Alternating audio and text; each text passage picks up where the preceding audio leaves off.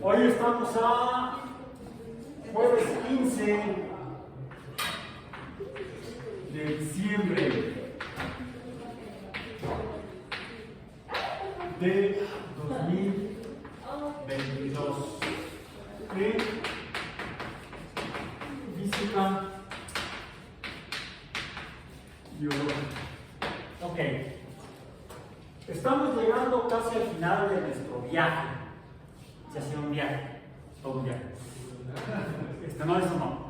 Este está basado en evidencia, en evidencias, no en alucinaciones que pueden ser consecuencia de algo que uno se introduzca o algo que uno se produzca. No es necesario meterse algo para alucinar. ¿Por qué? ¿Por qué cuando se ingieren algunas sustancias, las llaman psicotrópicos, tenemos ese tipo de reacciones, de visiones, de imágenes que no existen o aparente percepción de estímulos externos que no existen? Nuestro sistema interno está respondiendo a la acción de esa sustancia, un compuesto químico que logra interactuar con nuestras células a través de unirse a los receptores de las membranas, principalmente de las células del sistema nervioso central. Entonces afecta a los neurotransmisores. No a los neurotransmisores, sino a los neuroreceptores, porque se parecen estructuralmente a los neurotransmisores. Puede ser que haya un efecto de inhibición del fenómeno biológico, del fenómeno neurobiológico, o un incremento en el fenómeno neurobiológico. O sea, puede haber una estimulación, puede haber los dos efectos. Normalmente un depresor inhibe y un estimulante incrementa la actividad a nivel de la membrana neuronal, la membrana celular neuronal. No la marihuana, porque la marihuana es una planta que tiene un chingo madral de cosas. Tiene muchísimas, es un organismo completo. La planta de marihuana tiene su raíz, una planta vascular, tiene raíz, tallo, unas hojas muy bonitas en forma de mano. Y de ahí ya uno empieza a imaginar cosas. Pero si tomamos las hojas de la planta, ya sea que las tomemos frescas o las sequemos, podemos de esas hojas obtener sus células y de las células obtener sus componentes, extraerlos, decimos, sus componentes químicos, moleculares, extraerlos, y podemos ya sea tomarlos todos juntos, como cuando hacemos un tecito, ahí me llaman tecito, hay que hacer una infusión, o en términos técnicos farmacológicos, se le llama un extracto acuoso de la planta fluida. Un extracto térmico acuoso. ¿Por qué? Se usa agua caliente. No aguas calientes, no. Hacemos aquí en la Ciudad de México con agua caliente. Para que se disuelvan o se suspendan los compuestos químicos que están conformando a las células de la planta. ¿Sí? Podemos hacer el extracto acuoso, térmico, así como podemos hacer, eso no serían para tomarse, no sé, extractos con otro tipo de solventes, con etanol, con cloroformo, con tetacloro de carbono, cualquier cosa en la que se disuelven o se mezclen los compuestos químicos de nuestro interés de investigación biológica que estén presentes en la planta. Y así es como se hacía la investigación farmacológica en los últimos 150 años. Ya se ha modificado y ya casi no se hace así. Ya no se obtienen los medicamentos a partir de, normalmente o mayoritariamente a partir de fuentes biológicas o productos naturales. No, ya no, porque incluso de esa manera protegemos más a los ecosistemas, al explotar menos, al usar menos a los organismos que los habitan. Porque cuando íbamos a colectar plantas, como todavía se nos homeópatas, para extraer cosas y hacerse tontos, más bien hacer tontos a que se la vendo, ¿sí? Y todos creemos que sí. Actualmente se hace por síntesis química en la mayoría de las veces, a veces por síntesis bioquímica, porque ya entendemos mejor cómo funcionan los fenómenos biológicos a nivel molecular. Y entonces ya conocemos la estructura de los receptores, la estructura de los neurotransmisores, por ejemplo. Ya sabemos cómo se juntan, cómo son, por qué se juntan o por qué no. Y entonces sintetizamos moléculas artificiales que se parezcan para que incluso tengan mayor afinidad que las naturales. Y todo esto obedece principalmente a... La voy a poner acá. A fuerzas electrostáticas. La materia a nivel molecular interactúa por fuerzas electrostáticas. Ya sean grandes fuerzas electrostáticas, cuando tenemos cargas netas, ya sean positivas o negativas, para que interactúen, no haya repulsión. Que depende de cuadrado, normalmente para ser muy ortodoxo, lo voy a poner como R cuadrado, porque interpretamos que la fuerza correspondiente se puede dirigir en toda dirección desde el punto de origen, en forma radial en un espacio tridimensional. Por eso usamos la R de radio, que sería la distancia de la magnitud de este radio, la distancia, pero proporcionalmente a la fuerza en forma cuadrada. Entonces, de eso depende que interactúe, por ejemplo, el receptor, el neurotransmisor con el receptor, de que haya una afinidad electrostática. Si las cargas son pequeñas a nivel molecular o no hay cargas, entonces no hay unión, no hay una atracción, no hay una fuerza que esté jalando. Y los humanos lo interpretamos como una especie de repulsión. No se juntan o repelen. No es que se repelan, como es el caso de las membranas biológicas que hemos mencionado en las últimas sesiones, que están formadas por fosfolípidos, los solemos dibujar en libros de biología. No es que esta parte de los lípidos que forman la membrana estén empujando al agua. El agua, por cierto, tiene esta estructura química aproximadamente. El oxígeno, lo veíamos en la tabla, mencionamos que tiene es un número atómico más grande que el hidrógeno, 8. El número atómico se define con partículas atómicas en el núcleo, que son los protones. Se le llaman protones que tienen carga positiva. Hay más protones en el oxígeno que en el hidrógeno. Y por eso, por esa mayor carga eléctrica del oxígeno, jala más electrostáticamente a cualquier electrón, por ejemplo el hidrógeno vecino, y tiende a quitarse. Entonces el oxígeno llega a tener más electrones que los que tendría naturalmente solito. ¿Cuántos electrones tendría? Para que sea eléctricamente neutro un elemento químico, un átomo, debe tener el mismo número de cargas positivas que de negativas. Lo escribe la para que sea eléctricamente neutro. Si resulta que tiene una carga de más, entonces tendría esa carga manifestándose. En el caso del oxígeno, cuando toma un electrón que no era suyo, entonces ahora tiene una carga negativa.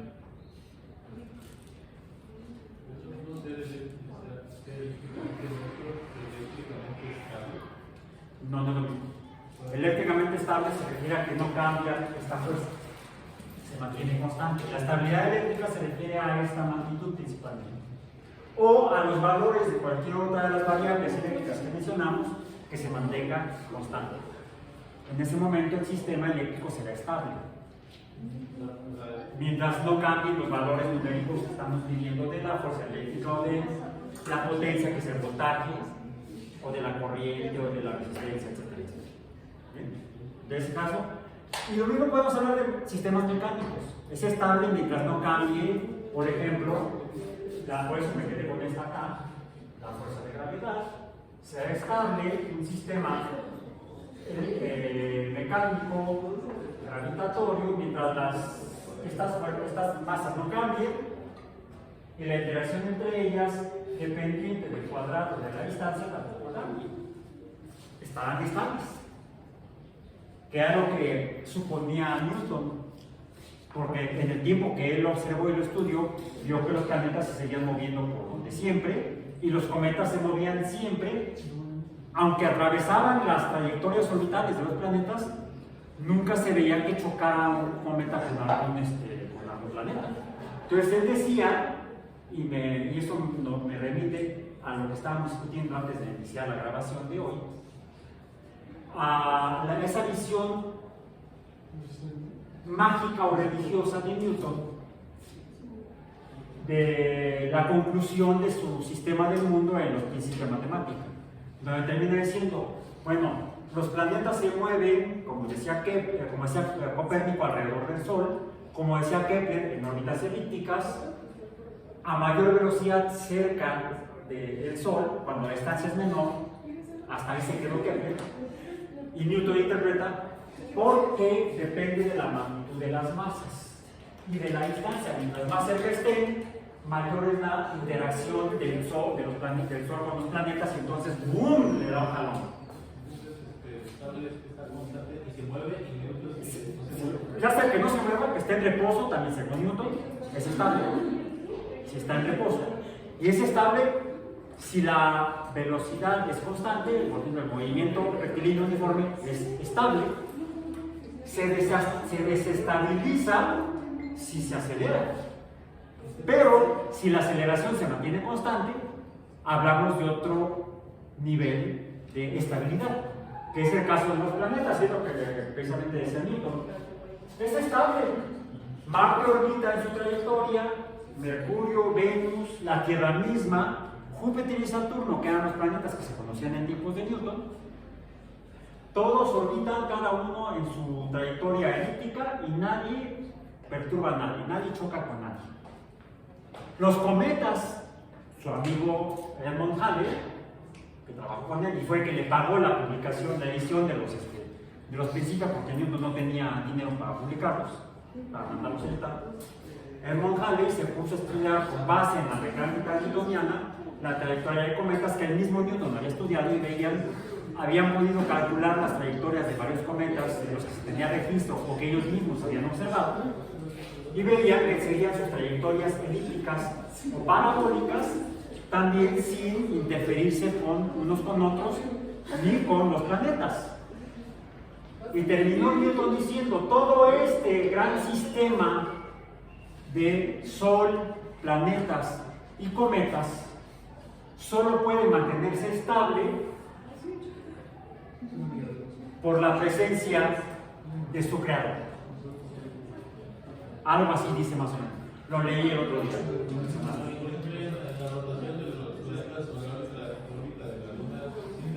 También la órbita de la Luna, que orbita alrededor de la Tierra, también no cambia. No cambia, y tampoco nada se ha atravesado la Luna. Bueno, lo que no sabía Newton en ese momento es que ya en Europa, pocos siglos antes, a finales de la Edad Media, ya un historiador religioso, o un religioso historiador, un monje, no recuerdo de qué orden, se me olvidó el nombre. Esto lo escribió Sagan en un capítulo de Cosmos. Tanto está en el libro y está en la serie de televisión, donde habla de la armonía de los mundos, creo.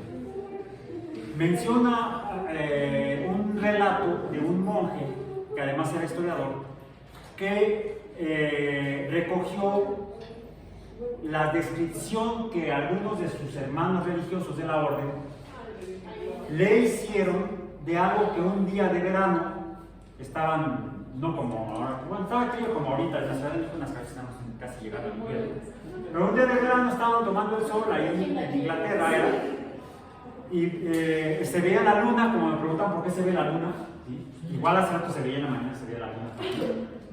También estos monjes también veían la luna y la luna estaba en creciente. Estaba apenas saliendo de la luna nueva, se veía entonces una parte del arco de los cuernos de la luna. Alguien vio la luna y entonces vio que salían como que chispas de uno de los cuernos.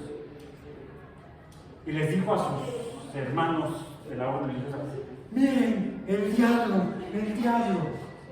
Entonces ahí se santiguaron, se arrodillaron a rezar, porque los cielos eran imperturbables de acuerdo a la doctrina cristiana de aquella época. Todavía no se daban las separaciones de los diferentes grupos. Entonces fueron a avisarle al monje historiador para narrar lo que habían observado. Algo había ocurrido en la luna. Ese relato se perdió un poco, parcialmente, luego se rescató, pero Newton, viviendo en Inglaterra, no sabía leer. O sea, no sabía Newton que los cielos sí eran perturbables. Y tampoco pudo ver, más recientemente, a finales del siglo pasado, no recuerdo en qué año fue, pero yo estaba el Hubble en órbita. Lo acabaron de poner en órbita el Hubble. Cuando, por los estudios y mediciones que hacen los astrónomos aficionados, incluso en ese momento, describieron, revisando la órbita de un cometa que se había desgajado, había podido identificar que lo que había visto un cometa, que se ha observado como un cometa, se observaba como varios que se seguían unos a otros, pues como que se rompió y se siguieron por inercia en el caminito, según describía Newton. Cuando hacen los cálculos, en la torre, o más bien, qué padre. ¿Por qué qué padre? Es que está en trayectoria a colisionar con Júpiter. Era la primera ocasión en la que con anticipación se había podido predecir, para poder observar, la colisión de un cometa con un planeta en el sistema solar.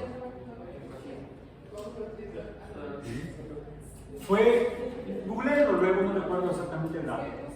Pero incluso los astrónomos del mundo se pusieron de acuerdo, apuntaron sus telescopios y en la NASA programaron el Hubble para que apuntara hacia Júpiter.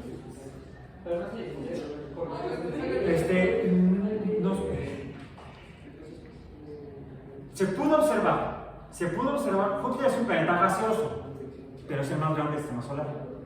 Aún así, se pudo observar cómo cada que llegaba un fragmento del cometa, que eran fragmentotes, no eran pedacitos, eran como montañas enteras más grandes que el Everest, realmente colisionando con la parte más externa de Júpiter, y cómo se perturbaba y eran empujados por fuerza mecánica los gases en esa parte de la atmósfera, colisión tras colisión tras colisión, y como Júpiter rota y muy rápido, y su órbita dura creo que 10 o 12 horas, algo así, es lo que tarda en una revolución Júpiter, pues iba casi paz en fila, iban dejando huella cada uno de los fragmentos del cometa. Bueno, Newton no lo pudo ver. En ese momento habría dicho: chin, la jodí. Pinche Dios, no es perfecto. ¿Sí? ¿Por qué? Porque él no había observado perturbaciones en el cielo. Por eso le adjudicó que este sistema tan perfecto solamente se explicaba por poder divino. Pues no. Entonces a Dios le falló, porque es más, el hallazgo y la explicación de los cráteres en la Luna, que ya había visto Galileo antes de Newton y que Newton también los vio, el problema es que la interpretación que hacían en este tiempo era que los cráteres eran como la mayoría de los cráteres que la gente conocía en la Tierra, de origen volcánico. Apenas en el siglo XIX, el siglo antepasado, se pudo reconocer que algunos cráteres visibles sobre la Tierra, como el cráter de Arizona, el cráter del meteorito en Arizona, son causados por colisiones de cuerpos astronómicos. La Luna está tapizada de cráteres. En otras palabras, hubo un bombardeo terrible después de que la Luna se formó. Y es más, la Luna se formó por ese bombardeo, igual que la Tierra, igual que todos los planetas en el sistema solar. De ahí que se confirmó la entonces hipótesis de Laplace de cómo se forman los sistemas planetarios alrededor de estrellas. Es un montón de polvo y gases que están orbitando, y en el movimiento es todos contra todos y arriba las manos, porque van a colisionar, algunos materiales se mantienen juntos. Al aumentar la masa, aumenta la fuerza de atracción gravitatoria. La pregunta sería, bueno, ¿y qué hace que esas masas en movimiento inicialmente se junten, por ejemplo, para una colisión? No solamente que se atraviesen en el camino. ¡No! ¡No! El radio, la distancia. La fuerza eléctrica. ¿Por qué? Porque la materia tiene cargas eléctricas. Hace como 20 años que ya estaba la estación espacial en construcción y ya la estaban usando para hacer experimentos. Hubo un astronauta de la NASA, físico él y profesor también, Donald Petit,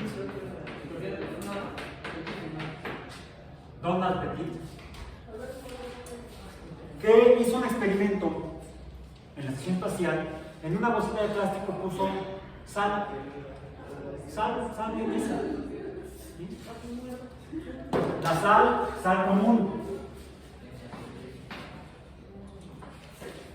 Hay más, NaCl, la cual el sodio y el cloro se encuentran así. ¿Okay?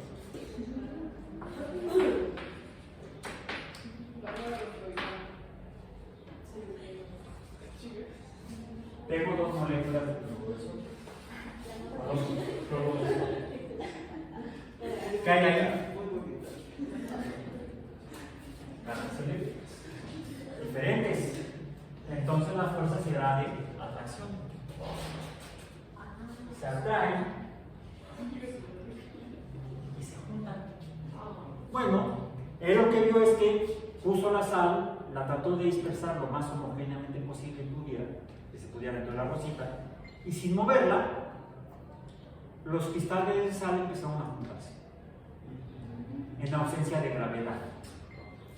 El problema es que aquí tenemos a la fuerza de gravedad que a esta escala es más grande que la fuerza eléctrica. Ya hicimos el experimento, el globo pues cayó. A escala grande, espacio-temporal, la fuerza de gravedad domina. Newton se quedó aquí. Tuvo que llegar Lord Cavendish a hacer un experimento en el cual esta es una proporcionalidad.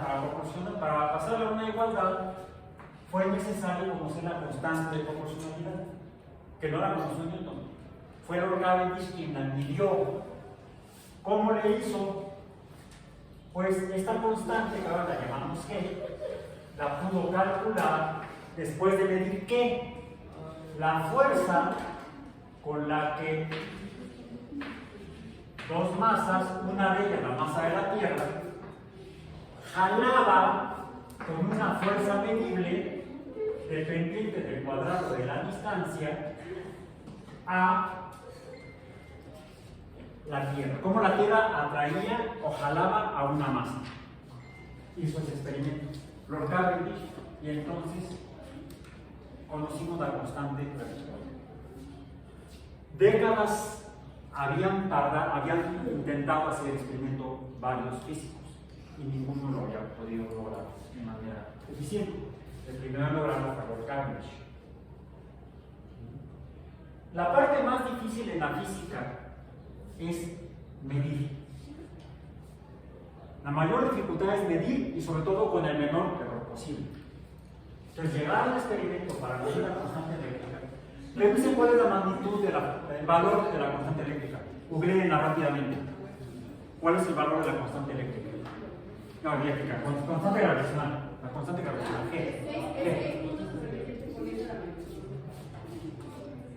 G es igual a 6.67 por 10 a la menos 11. En otras palabras, es 0.6, no, 0.1, 2, 3, 4, 5, 6, 7, 8, 9, 10, 6, 6, 7. ¿Unidades?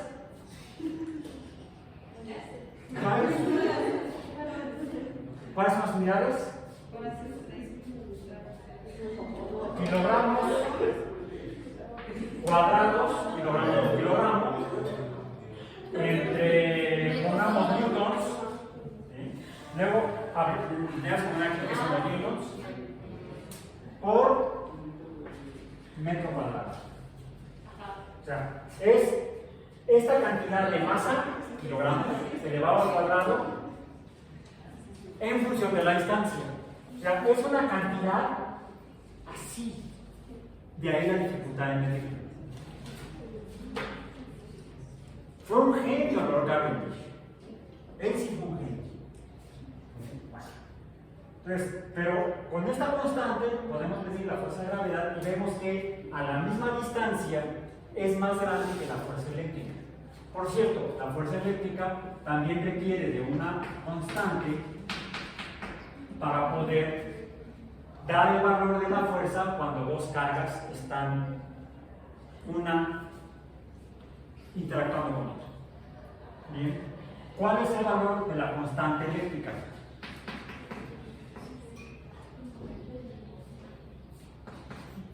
¿Cómo la determinamos? Pues igual, multiplicando la cantidad de cargas en interacción entre una fuerza medible, la medición de una fuerza de la fuerza eléctrica, multiplicada por el cuadrado de la distancia.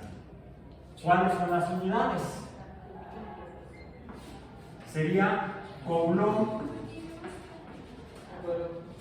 vamos a poner C, C cuadrada entre las unidades de la fuerza eléctrica, vamos a decir watts, por metro cuadrado. Ahí es una aproximación de las unidades. ¿Ok? Bien. ¿Cuál es el valor de K subíndice E? ¿Cuál es el valor de K subíndice E? ¿Ya lo googlearon? K subíndice E. ¿Cuál es el valor?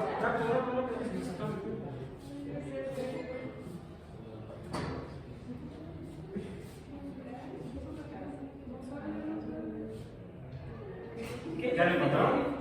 ¿Está tan lenta la red? A ver, ¿cuál es? K es igual a 9.10 a la menos 9. ¿9 qué? 9 punto qué? 9.10 a la menos 9. por 10 a la menos 9 estas unidades. Ah, ¿Sí? N al cuadrado sobre C al cuadrado. M cuadrada entre C cuadrado. Esto es por la... ok. Aún así, otra vez, es 0.23345.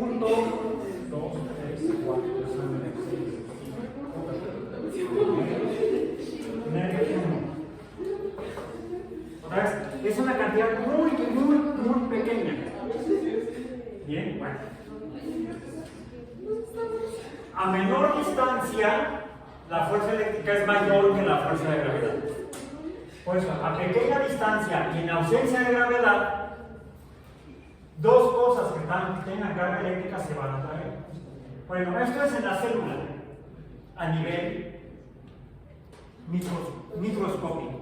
De hecho, incluso submicroscópico. Decíamos que el oxígeno tiene 8 protones, pero le quita el electrón del enlace, en química, los enlaces químicos los forman los electrones. Entonces, el hidrógeno tiene un número atómico 1. Para ser un elemento eléctricamente neutro, tiene que tener un electrón, un protón, un electrón, eso es el hidrógeno. Pero cuando se junta el oxígeno muy machote que jala el electrón. Y entonces es como si el hidrógeno se quedara sin carga, en otras palabras, sin carga negativa, sin electrón. Por lo tanto, se queda solamente la carga positiva del hidrógeno, del protón del hidrógeno. Pero estas cargas no son iguales a estas cargas del cloruro de sodio. En el caso del cloruro de sodio, las cargas eléctricas son netas. En el caso del agua, del hidróxido de hidrógeno, o del óxido de hidrógeno, o de hidrógeno, de hidruro de oxígeno, no es completa. Le decimos que es parcial, le ponemos una delta minúscula. Así se representa la carga, como una carga no neta. No es igual a más 1 y menos 1, como en el caso del cloruro de sodio. Es menor que más 1 y es menor que menos 1. O sea, no llega a 1, negativo y positivo. Pero aún así sirve para que se mantengan juntos, porque finalmente hay electricidad, hay fuerza eléctrica. Y es parte de lo que mantiene unidos al hidrógeno con los hidrógenos con el oxígeno. Ahora, aquí en la membrana, parte de lo que forma fosfolípido, los fosfolípidos, que son los más abundantes lípidos en las membranas biológicas, la parte externa tiene cargas negativas debido al fosfato del fosfolípido o de los fosfolípidos. Entonces, ahí sí, ojo, no son fosfóricos, son fosfatos. En química, ¿cómo interpretamos eso? ¿Por qué le llamamos algo fosfato? O glutamato, o acetato, porque son sales. Porque son sales. No te estoy corriendo. Sales, no. Quédate.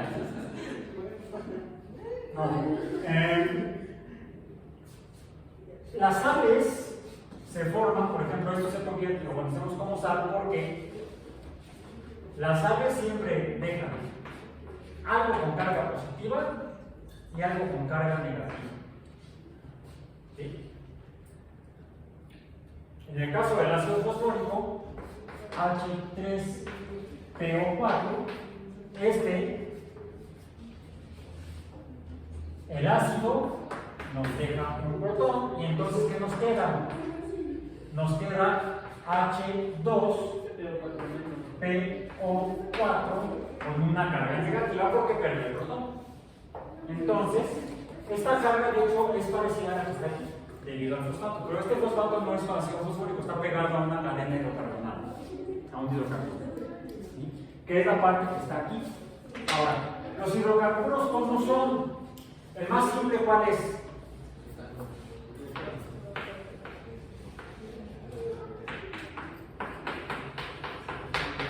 ¿Eso qué es? Metano. Bien. El metano está formado por un átomo de carbono, 4 de hidrógeno, donde si vemos en la tabla periódica o recordamos el número atómico del carbono es 4, quiere decir que tiene 4 cargas positivas en su núcleo. Jala menos cargas negativas que el oxígeno. Este tiene 8, este tiene 4 positivos, este tiene 8, pero aún tiene más que el hidrógeno. Entonces tenemos aquí algo similar.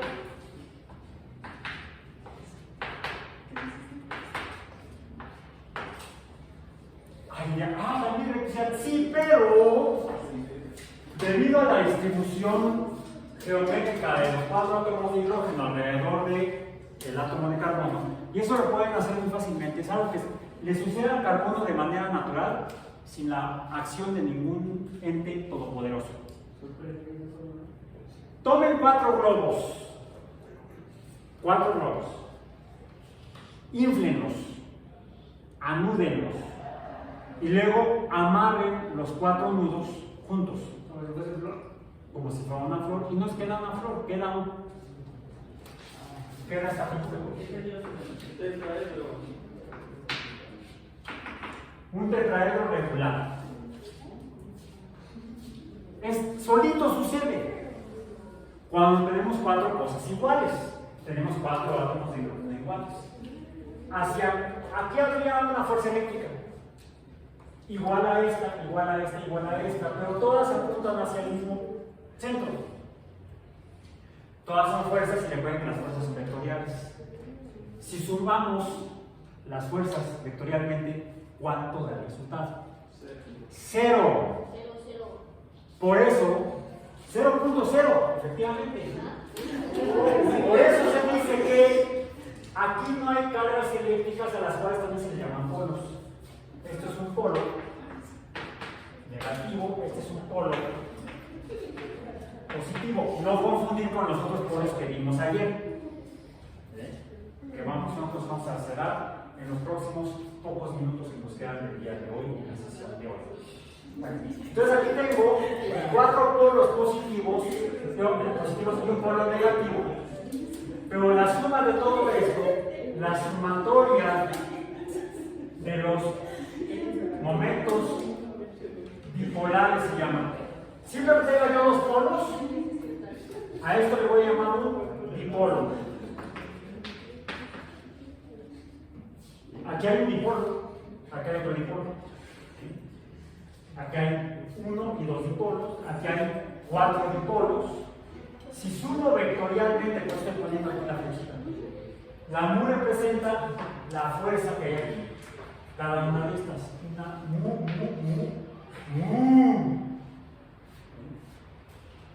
Las 4 fuerzas son iguales, la sumatoria ¿cuánto dan? 0. Decimos entonces que por eso el metano es no polar, porque no hay polos netos. Se supone que para eso es la liberación de los orbitales. ¿La qué? La liberación de los orbitales. Bueno, eso da por un fenómeno químico que no voy a analizar ahora. Es que yo no entendía cómo se da la liberación. Vamos a tratar de hacer una clase de todología al final del trimestre. La última vez. No, ¿saben qué? Lo que dicen es muy cierto y es muy importante. Desafortunadamente, a ver, ya llegaron a la universidad. ¿Cómo le hicieron? Pues ahí en mi casa, no.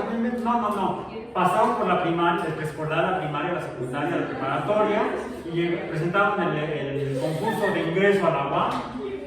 Ya están aquí, se inscribieron, ya están aquí. Han tomado 15,000 cursos de química y de física y han servido para un carajo.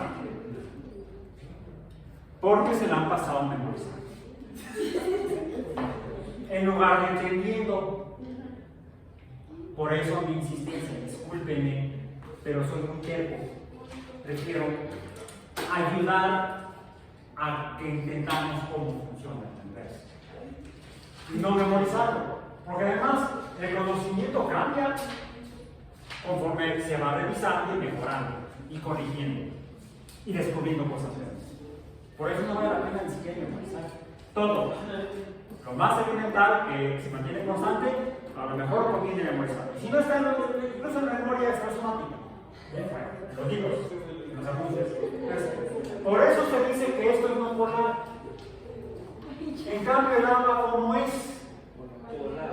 Polar, ¿por qué? Si yo hago la sumatoria vectorial de los dipolos, perdón, aquí me equivoqué. La sumatoria vectorial de los dipolos en el agua me da un valor distinto de 0. ¿Por qué? Esto apunta para allá, esto apunta para allá. La sumatoria vectorial podría hacerlo por el método del paralelogramo y voy a encontrar una resultante distinta de 0. Entonces, el agua por eso es polar. Por la electronegatividad de las cargas y su geometría. Esta es no polar por lo mismo, pero al revés, la suma es 0. Los hidrocarburos de las cadenas de los fosfolípidos tienen una polaridad muy cercana a esto, por la geometría de la cadena. La polaridad es casi 0. Como no hay cargas eléctricas netas, es casi cero el momento dipolar eléctrico.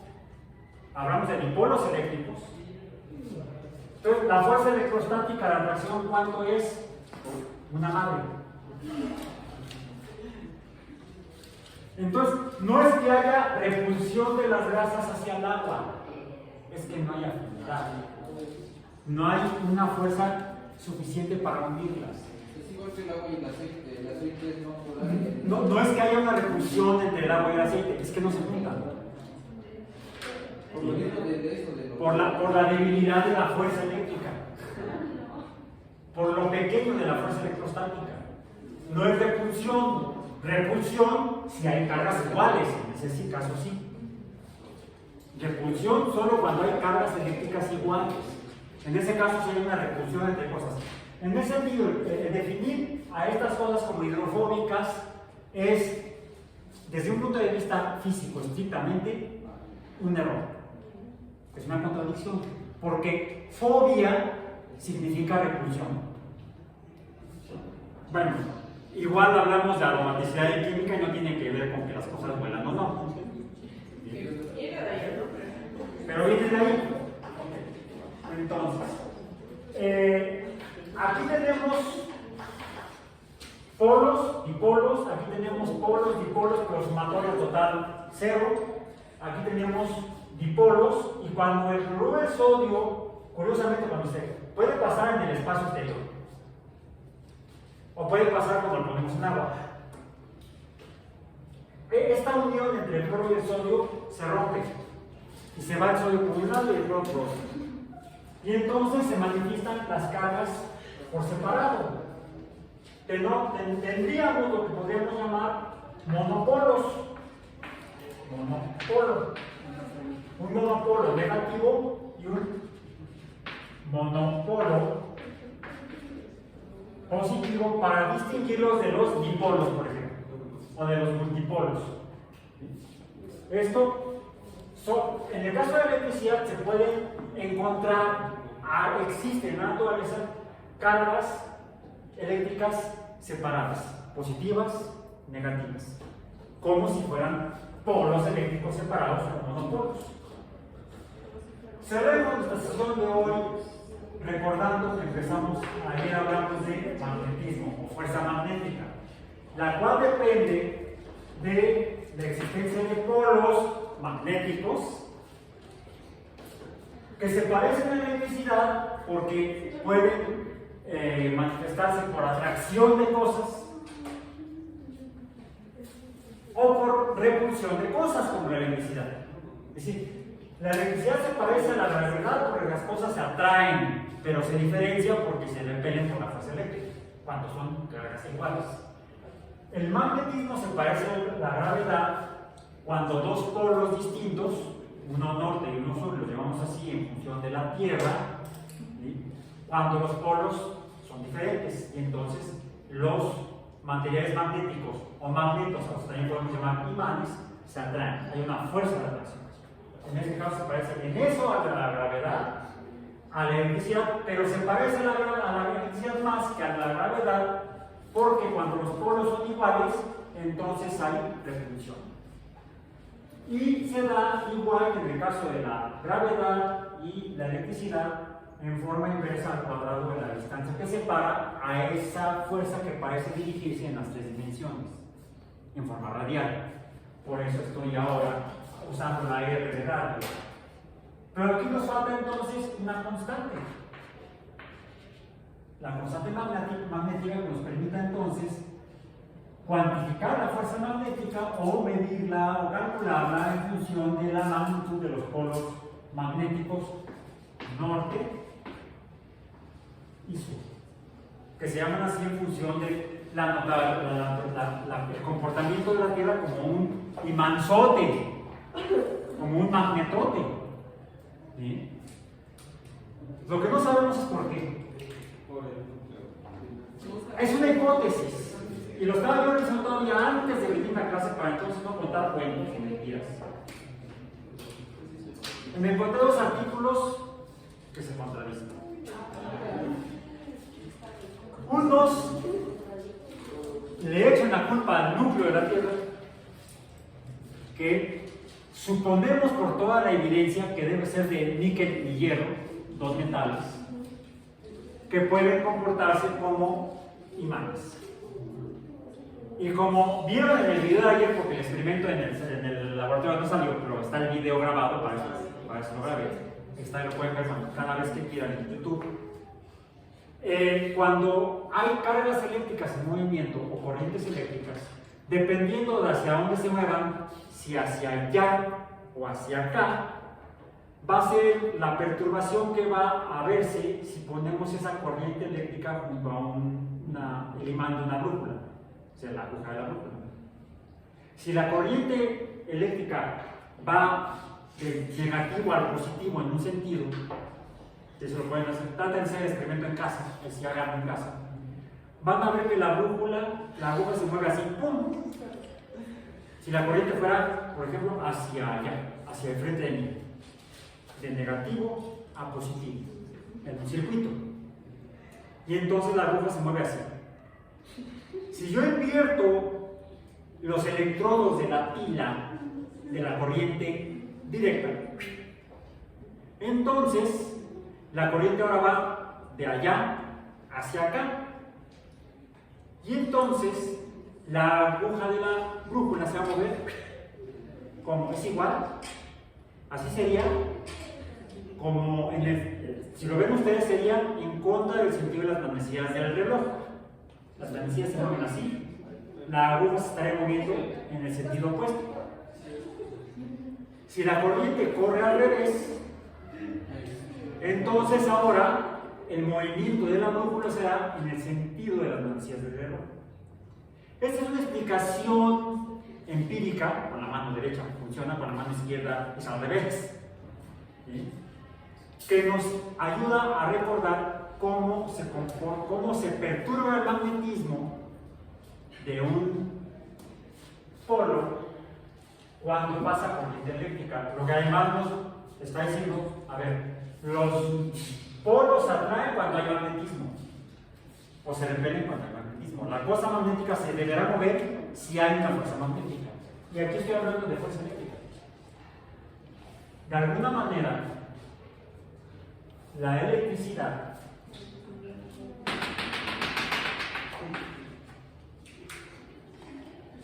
produce magnetismo. Por cierto, ¿cuál es el valor de la constante magnética? La podemos calcular si magnetizamos materiales. Sabemos cuánto, porque estamos midiendo la carga eléctrica, conocemos la fuerza eléctrica, conocemos las cargas eléctricas, y entonces podemos asignar valores a P, a cada uno de estos dos P's. O podemos hacerlo con imanes cuya masa la conozcamos y uno levante a otro en función de la fuerza de gravedad debido a la masa de los imanes, y podemos calcular F. Si calculamos F, entonces podemos despejar caso de índice M, que sería igual entonces a P por P en S entre la fuerza magnética multiplicada por el cuadrado de la distancia. Y entonces obtenemos la constante magnética. ¿Cuánto vale la constante magnética? Ya nos pasamos con su escenario. ¿Cuánto vale la constante magnética? Rápido, en Google, ¿cuánto dice? ¿Ya lo encontraron?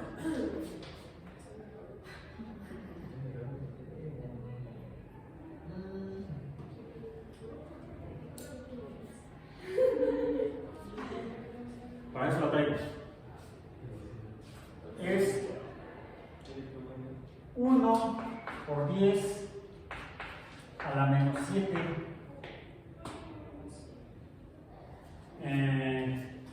newtons metros cuadrados entre coulombs. Dije que podía usar la electricidad.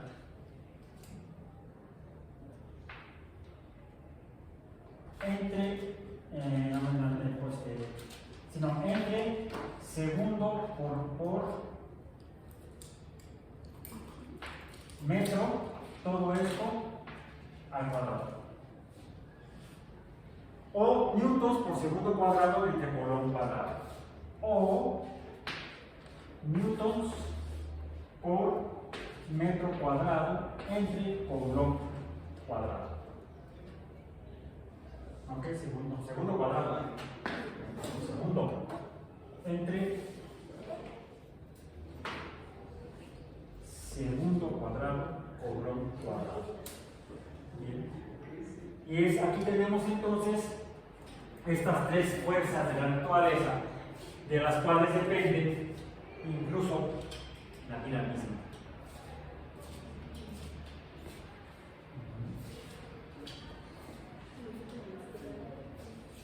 Esto, lo que tienen ante sus ojos, es el secreto de la vida.